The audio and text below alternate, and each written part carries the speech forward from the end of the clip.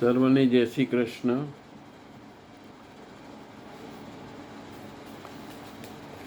યદા યદા હિ ધર્મસ્ય ગ્લાનિર્ભવતિ ભારત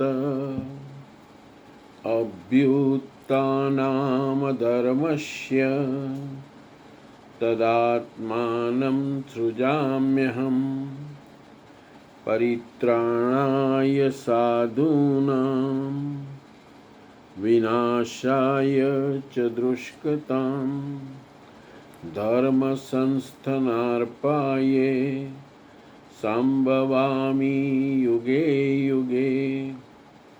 વસુદેવ વસુતં દેવં કંસ ચાણૂરમર્દનમ દેવકી પરમાનંદમ કૃષ્ણં વંદે જગદ્ગુરું. અધ્યાય બીજો, શ્લોક 33. અથ ચેત્વ મિમં દરમ્યમ સંગ્રામમ ન કરિષ્યસી તતઃ સ્વધર્મં કીર્તિમય રીત્વા પાપમવાસ્યમ.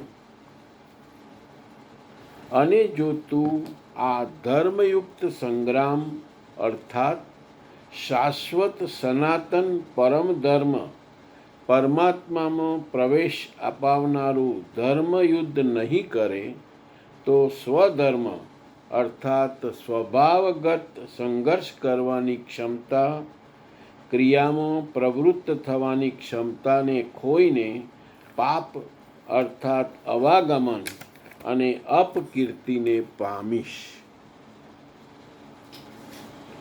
અપકીર્તિ ઉપર પ્રકાશ. હવે આપણે આને આ શ્લોકને વધારે ડિટેલમાં સમજીએ. હે અર્જુન, જો તું આ પવિત્ર આધ્યાત્મિક યુદ્ધ નહીં કરે. સ્વામીજી, આ આધ્યાત્મિક યુગ છે, શરીર સાથે લડવું એટલે આધ્યાત્મિક યુગ. જો તું આ પવિત્ર આધ્યાત્મિક યુદ્ધ નહીં કરે એટલે કે મન, ઇન્દ્રિયો અને પ્રકૃતિ સામેનો સંઘર્ષ છોડીને ભાગી જશે તો તારી અંદરની સ્વભાવગત શક્તિ નષ્ટ થઈ જશે. બહુ સુંદર વસ્તુ કીધી આપણને. જે શક્તિ તને પરમાત્મા તરફ લઈ જવાની હતી એ ક્ષીણ થઈ જશે. એટલે આપણા દરેકની અંદર પરમાત્મા તરફ જવાની શક્તિ છે, પણ આપણે મન, ઇન્દ્રિયો અને પ્રકૃતિ સામે સંઘર્ષ કરવો પડે. એને આપણા સંયમમાં લાવવી પડે. અહીં સ્વધર્મનો અર્થ જાતિ કે બહારના કર્મોથી નથી, પરંતુ આત્મકલ્યાણ માટેનો સ્વાભાવિક પુરુષાર્થ છે. આપણા આત્માનું કલ્યાણ કરવું હોય તો પુરુષાર્થ કરવો જ પડે. પુરુષાર્થ કર્યા વગર આત્માનું કલ્યાણ શક્ય નથી. દરેક ભક્તમાં એક આંતરિક ક્ષમતા હોય છે. જો આ બહુ સુંદર વસ્તુ કીધી કે દરેક ભક્તની અંદર કે જે ભગવાન તરફ વળે છે એનામાં કંઈક ને કંઈક, કોઈકનામાં ઓછી ક્ષમતા હોય તો કોઈકનામાં વધારે હોય, પણ દરેકનામાં આંતરિક ક્ષમતા હોય છે. કઈ ક્ષમતા આંતરિક? સત્ય શોધવાની. સત્ય શોધવાનો અર્થ છે કે ભગવાન તરફ જવાની. એટલે દરેક ભક્તની અંદર ભગવાન તરફ જવાની આંતરિક ક્ષમતા હોય છે. ઇન્દ્રિયોને જીતવાની અને પરમાત્મા તરફ આગળ વધવાની આ શક્તિઓ દરેક ભક્તની અંદર અથવા જે ભગવાન તરફ જવા વળ્યો છે એ દરેકમાં શક્તિ હોય જ છે. જો માણસ આ માર્ગ છોડે તો એ પોતાની જ આંતરિક શક્તિ ગુમાવી દે છે. એટલે જો આપણે એ તરફ નહીં જઈએ અને સંસારના બધા લોભોમાં રહી જઈશું તો આપણી જે આંતરિક શક્તિ છે એ આપણે ગુમાવી દઈશું.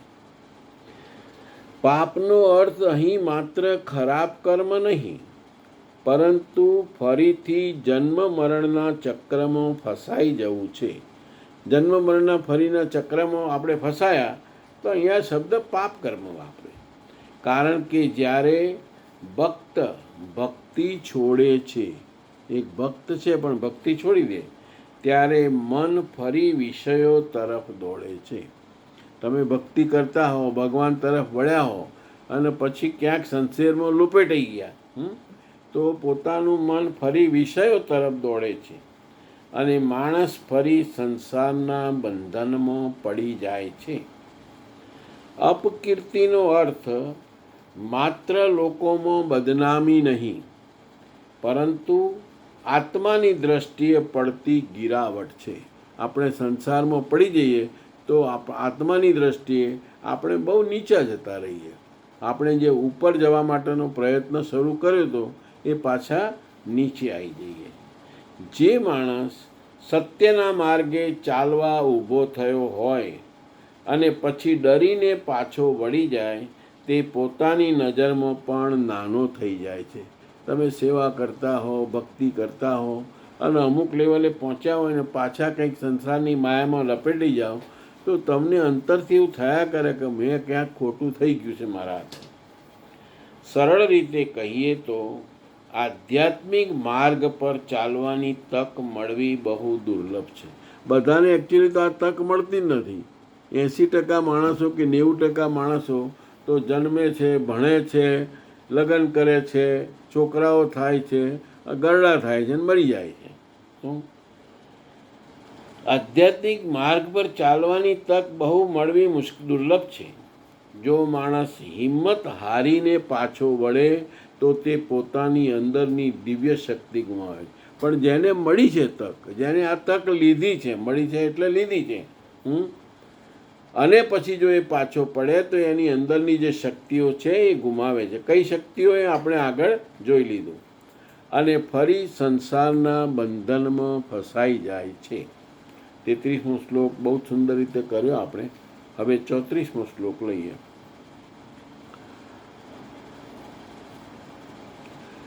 અકીર્તિતિમ ચાપી ભૂતાની કથયિષ્ય ઇન્તે તે વ્યવામ સંભાવિતસ્ય ચાર્કીતિ મરણાદતિ રીચ્યતે.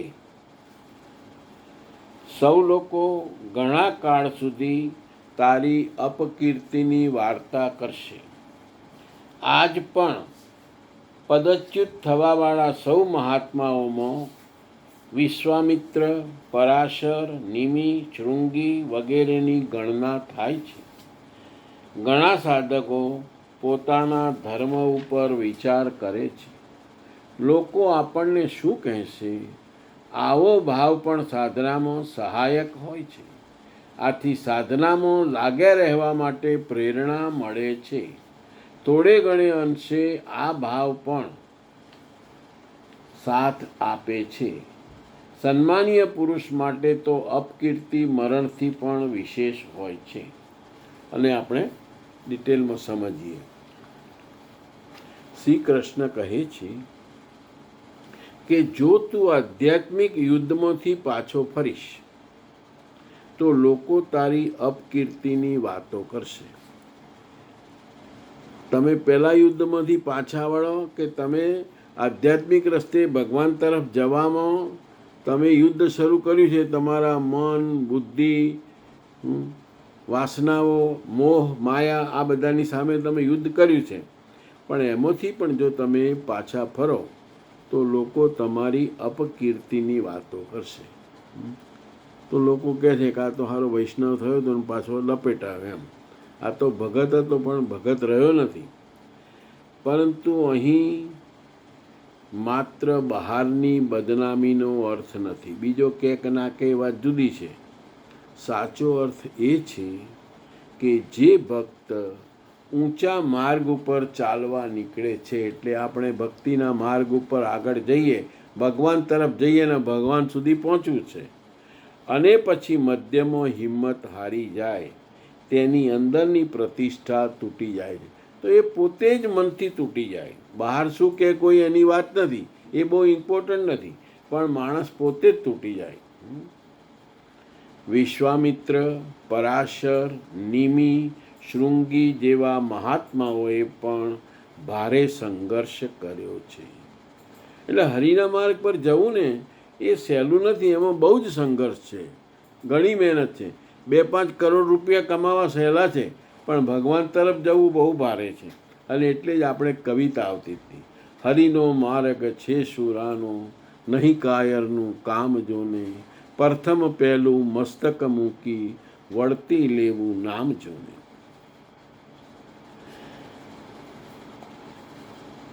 તેઓ મુશ્કેલીઓથી ડર્યા નહોતા. કોણ? વિશ્વામિત્ર, પરાશર.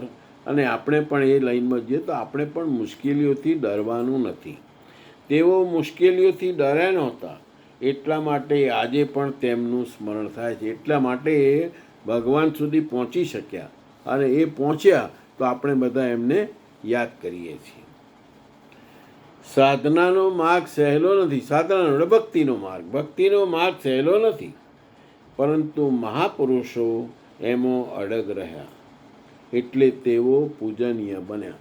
જે ભગવાન સુધી પહોંચે, આપણે એને પગે લાગીએ છીએ, એનું પૂજન કરીએ છીએ, એને રિસ્પેક્ટ આપીએ છીએ.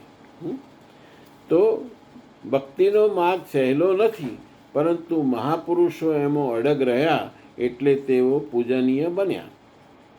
ઘણા ભક્તો શરૂઆતમાં એવો વિચાર પણ કરે છે કે લોકો શું કહેશે. આ ભાવ સંપૂર્ણ પરમ જ્ઞાન નથી, છતાં શરૂઆતમાં એ મદદરૂપ બને. આ બહુ સુંદર વસ્તુ કહી છે, પ્રેક્ટિકલ વસ્તુ કીધી છે કે તમે ભક્તિના માર્ગ ઉપર ચડ્યા છો અને ક્યાંક અટવાઈ ગયા, ક્યાંક મોહ માયામાં લાગી ગયા, કોઈક ચક્કરમાં પડી ગયા, તો તમને એવો વિચાર આવશે કે અરે હું ક્યાં ચક્કરમાં પડ્યો, લોકો મારી શું વાતો કરશે. અને એ જે લોકો વાત કરશે એવું તમને વિચાર આવે ને, એ પણ કદાચ ભક્તિમાં ફરી એન્ટ્રી લેવા માટે મદદરૂપ થાય. ના ના ના ના, હું ખોટો ચડી ગયો, મારે ફરી પાછું ભક્તિના માર્ગે જવું જોઈએ. શરૂઆતમાં એ મદદરૂપ બને છે, કારણ કે તે માણસને માર્ગ છોડવાથી રોકે છે. આ ચક્કરમાં પડવા જેવું નથી, એને રોકે છે.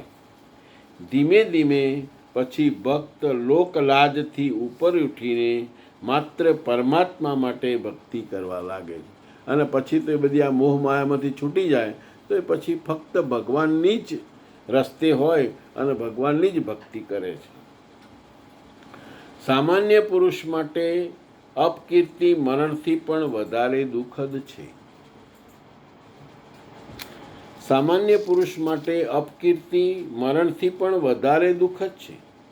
તેનો અર્થ એવો કે જે માણસ સત્ય અને આધ્યાત્મિક જીવન માટે જીવતો હોય, તેના માટે પોતાના આદર્શમાંથી પડી જવું સૌથી મોટું દુઃખ છે.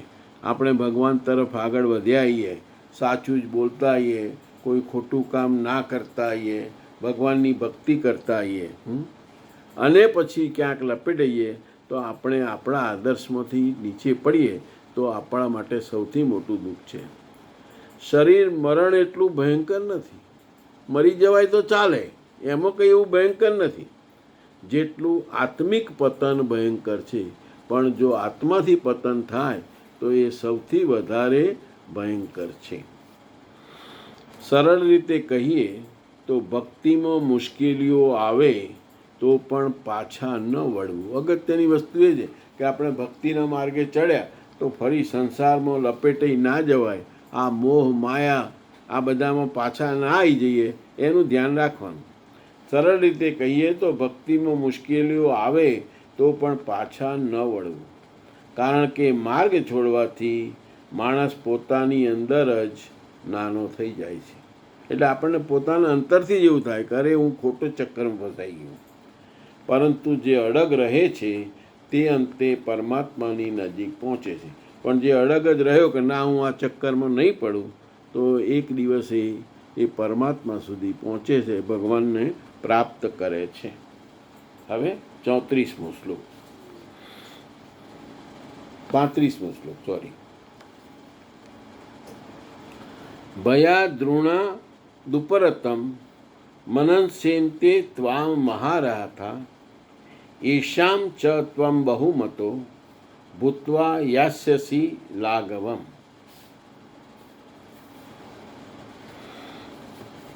જે મહારથીઓની નજરમાં તું આટલો આદરપાત્ર થઈ હવે તુચ્છતાને પામીશ, તે મહારથીઓ તને ભયના કારણે યુદ્ધથી નાસી ગયેલો માનશે. મહારથી કોણ? આ માર્ગ પર મહાન પરિશ્રમથી આગળ વધનારો સાધક મહારથી છે. એ જ રીતે એટલા જ પરિશ્રમથી અવિદ્યા તરફ ખેંચાનારા કામ, ક્રોધ, લોભ, મોહ વગેરે પણ મહારથીઓ છે. જેઓ સાધક પ્રશંસનીય છે એવું તારું બહુમાન કરતા હતા, તેમની નજરમાંથી પણ તું નીચે જઈશ.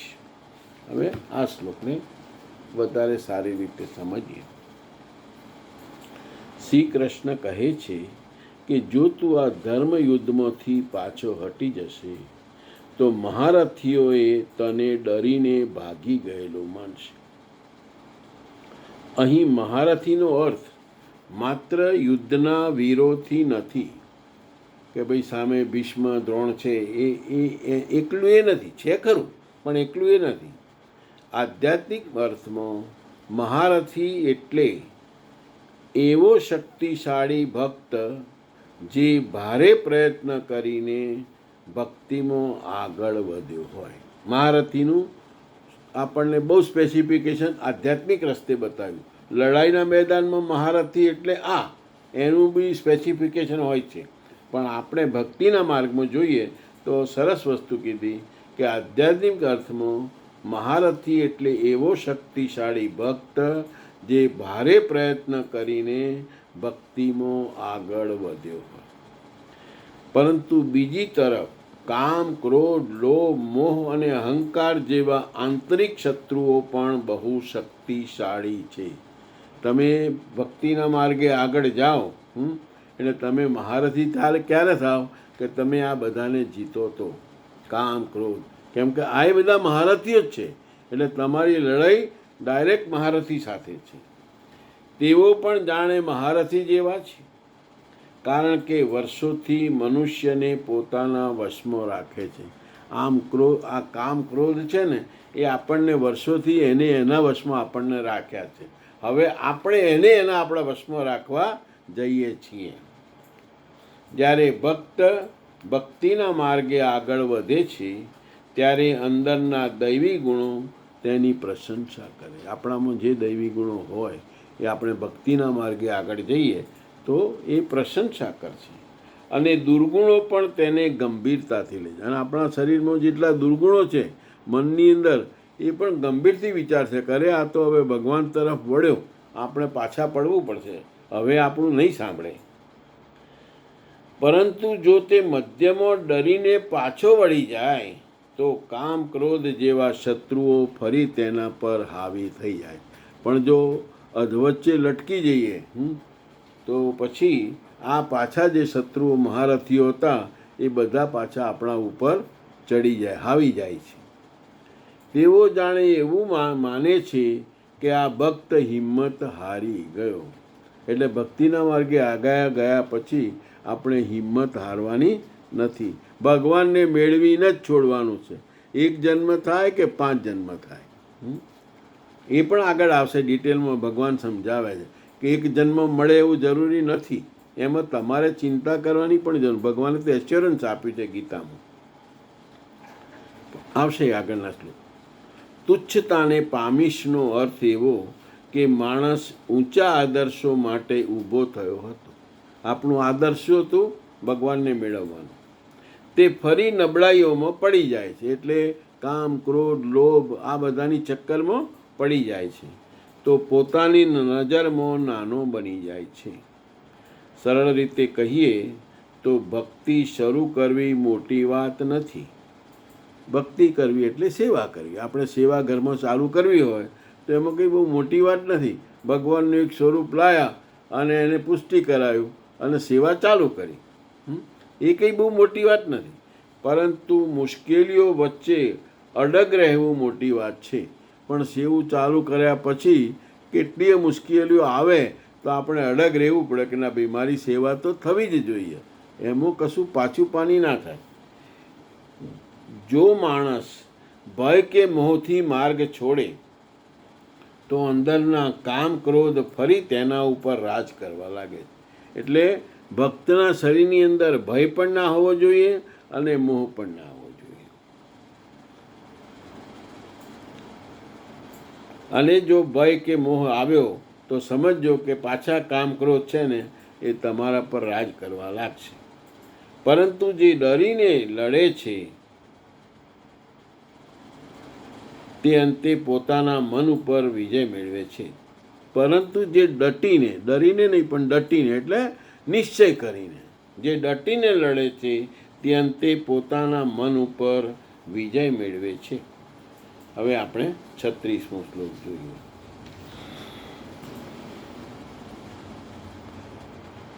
અવાર્યાવાદાશ્ય બહૂન વદિષ્યન્તિ તવાહિતાઃ નિંદन्तસ્ત્વ સ્તમમર્થમ તતો દુઃખતરમ નું કિમ. વેરી લોકો તારા પરાક્રમની નિંદા કરતો ન કહેવાના વચનો પણ કહેશે. એક દોષ આવે છે તો ચારે બાજુથી નિંદા અને બુરાઈઓની ઝડી વરસે છે. ન કહેવા યોગ્ય વચનો પણ કહેવાય છે. આનાથી વધારે બીજું દુઃખ શું હોઈ શકે? હવે આને વધારે ડિટેલમાં સમજીએ. આ શ્લોકમાં અર્જુનના મનની બીજી સ્થિતિ દર્શાવવામાં આવી છે. શ્રી કૃષ્ણ કહે છે કે જો મનુષ્ય પોતાના કર્તવ્યમાંથી પાછો હટી જાય તો માત્ર આંતરિક પતન જ થતું નથી, પરંતુ બહારની દુનિયામાં પણ તેની નિંદા શરૂ થાય છે. એટલે જો આપણું આંતરિક પતન થાય તો આપણે અંદરથી તો નીચા પડી જ જઈએ પોતાની જાતને, પોતાની દ્રષ્ટિથી, પણ બહાર બી નિંદાને પાત્ર બનીએ છીએ. સ્વામીજીની દ્રષ્ટિ અહીં શત્રુ માત્ર બહારના લોકો નથી. ભક્તિમાં કામ ક્રોધ લોભ મોહ જેવા આંતરિક વેરી પણ છે. તમે ભક્તિના માર્ગ ઉપર આગળ જાઓ તો આ બધા વેરી છે. જ્યારે ભક્ત યુદ્ધમાંથી પાછળ હટી જાય છે, યુદ્ધમાંથી એટલે આ બધાની સામે લડતા પાછળ, ત્યારે આ વેરીઓ વધુ બળવાન બની તેને અપમાનિત કરે છે. આ વેરીઓ વધુ બળવાન બની તેને અપમાનિત કરે છે. પછી મનુષ્યને પોતાનું જ મન દોષારોપણ કરે છે. એટલે મનુષ્ય પોતાને જ એવું લાગે છે, પોતાના મનથી જ નીચે પડી જાય છે કે હું જ દોષવાળો છું, એવું એને લાગે છે. ન કહેવા યોગ્ય વચનો અર્થ એ છે કે એકવાર દુર્બળતા દેખાઈ જાય પછી લોકો એવી વાતો પણ કરે છે જે હૃદયને ઘાયલ કરે. અને લોકો કરે, તમે કોઈ છોકરીના ચક્કરમાં પડી ગયા, ભગવાનનું ભક્તિના માર્ગે આગળ જતો, તો તમારા હૃદયને ઘાયલ કરે એવા પણ લોકો શબ્દો વાપરશે. સમાજમાં માન ગુમાય, વિશ્વાસ ઘટે અને મનુષ્ય અંદરથી તૂટી જાય. આવું તો બને જ છે, આપણે જોઈએ જ છે. આપણા સમાજની અંદર આપણે જીવીએ છીએ એટલે આપણને ખબર છે જ. અહીં શ્રી કૃષ્ણનો આશય માત્ર લોકલાજ બતાવવાનો નથી. તેઓ સમજાવે છે કે ભક્ત માટે સૌથી મોટું દુઃખ આત્મબળ ગુમાવવું છે. એટલે કોઈ પણ ભક્ત હોય જે ભક્તિના માર્ગે આગળ ગયો છે એને આત્મબળ ગુમાવવાનું નથી. સૌથી મોટું દુઃખ જ આત્મબળ ગુમાવવું એ છે. બહારની નિંદા તો પછી આવે છે, અથવા બહારની નિંદા કોઈ લોકો બહારવાળા નિંદા કરે તો એને તો પહોંચી વળાય, એને તો જોઈશું. પણ આપણે અંદરથી જે તૂટી જઈએ, આપણું આત્મબળ તૂટી જાય, એ તો પોસાય જ નહીં. જ્યારે મનુષ્ય પોતાના ધર્મથી હટી જાય છે ત્યારે અંદરથી જ અવાજ આવે છે કે હું હારી ગયો. એ જ સૌથી મોટું દુઃખ છે. અને માણસને જ્યારે મનથી એમ થાય કે હવે હું હારી ગયો, મારાથી કશું નહીં થાય, આનાથી વધારે કોઈ મોટું દુઃખ નથી. સરળ રીતે કહીએ તો એક દોષ આવે પછી દોષો એકલા નથી આવતા, તેની સાથે અપમાન, નિંદા, ભય અને નિરાશા પણ આવે. આ બધા દોષો આવે આપણામાં. એટલે એક દોષ આવે એની સાથે સાથે આ બધાય આવે. તેથી ભક્તે સંઘર્ષમાંથી ભાગવું નહીં, પરંતુ સ્થિર રહી આગળ વધવું જોઈએ. એટલે ભક્તિના માર્ગમાં આપણે સ્થિર રહેવાનું અને ધીરે ધીરે આગળ જવાનું. કોઈ જલ્દી કરવાની જરૂર નથી. એક જન્મે ભગવાન ના મળે તો બીજા જન્મે મળશે ચોક્કસ. એટલું પાક્કું એશ્યોરન્સ ભગવાને આપ્યું છે. હવે આપણે 37મો શ્લોક લઈએ.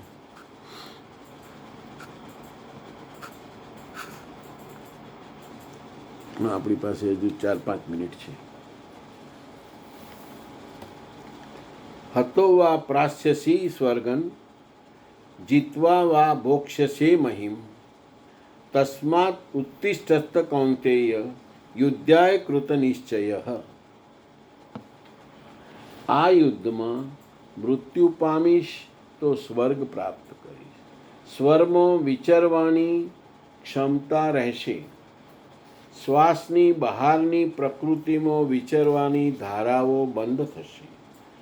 પરમદેવ પરમાત્મામાં પ્રવેશ અપાવનારી દૈવી સંપદ હૃદયમાં સંપૂર્ણ રીતે વહેવા લાગશે.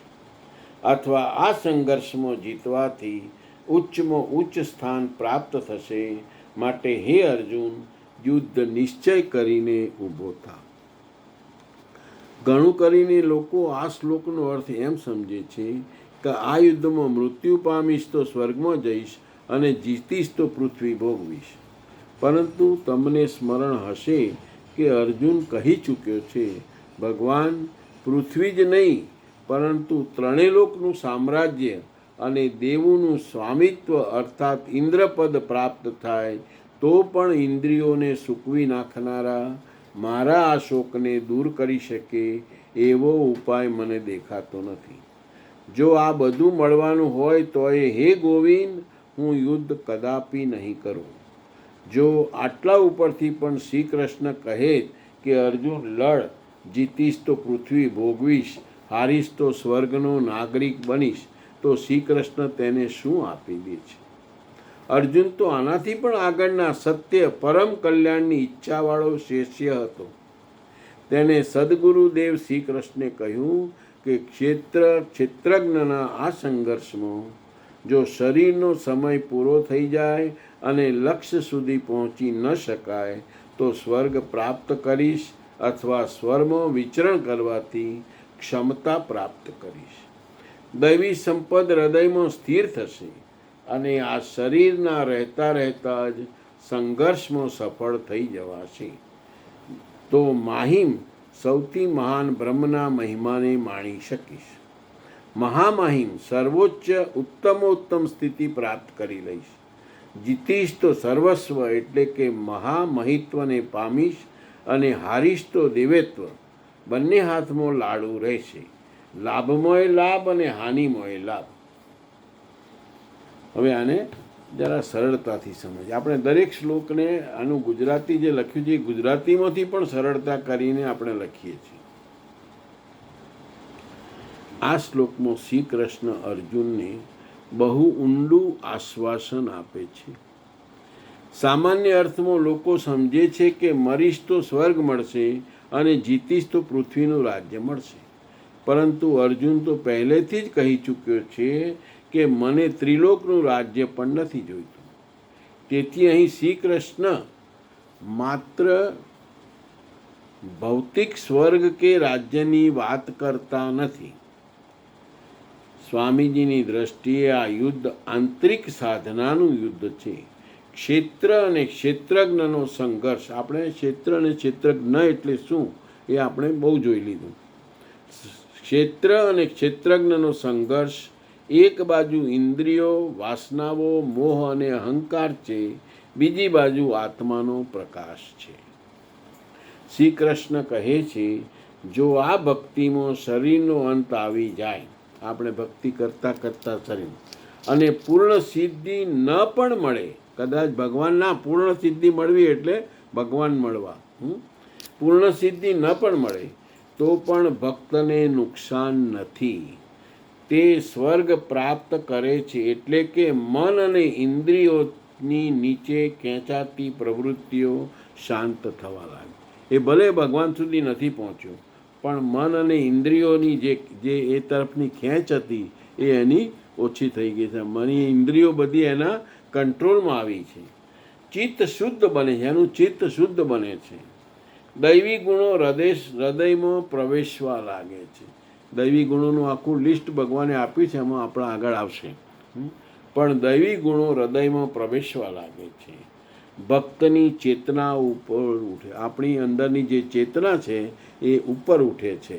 ઉર્ધ્વ ગમન જેને કહીએ આપણે, ઉપર તરફ વધવું. અને જો આ સંઘર્ષમાં જીત મળી જાય એટલે આત્મ સાક્ષાત્કાર, અને ભગવાન મળી જ ગયા, સમજી લો. સંઘર્ષ કરતા કરતા ભગવાન મળી જાય તો પછી સર્વોચ્ચ સ્થિતિ પ્રાપ્ત થાય છે. મનુષ્ય બ્રહ્મમય મહિમાનો અનુભવ કરે છે. એટલે કે બ્રહ્મનો અનુભવ કરે છે, ભગવાનનો અનુભવ કરે છે. એ જ સાચું મહિમ અથવા સર્વોચ્ચમ રાજ્ય છે. અહીં શ્રી કૃષ્ણનો સંદેશ બહુ અદ્ભુત છે. ભક્તિમાં આગળ વધશે તો હાર નથી. અધૂરા રહી જશો તો પણ દેવત્વ તરફ પ્રગતિ થશે. પૂર્ણ સફળતા મળશે તો પરમાત્માની પ્રાપ્તિ થશે. એટલે બંને તરફ લાભ જ લાભ છે. આથી શ્રી કૃષ્ણ અર્જુનને કહે છે, નિર્ભય બની ઊભો થા.